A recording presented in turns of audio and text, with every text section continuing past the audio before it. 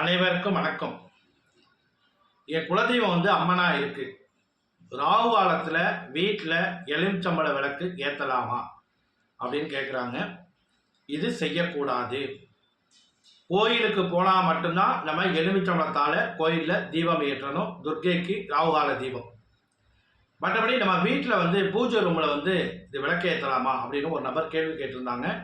கண்டிப்பாக நம்ம வீட்டில் அப்படி செய்கிறது தவறு. கோயிலுக்கு போனால் மட்டும்தான் எலுமிச்சம்பழத்தை கட் பண்ணி விளக்கு தீபம் ஏற்றணும். நம்ம வீட்டு பூஜை அறையில் இதை செய்யக்கூடாது. யாராவது தவறுதலாக இவ்வளோ நாள் செஞ்சுட்டு இருந்தால் இனிமேல் அது செய்யாதீங்க.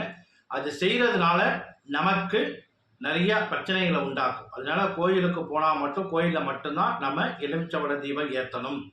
துர்க்கைக்கு ஏற்றலாம், அம்மனா இருந்தால் ராகு காலத்தில் ஏற்றலாம்.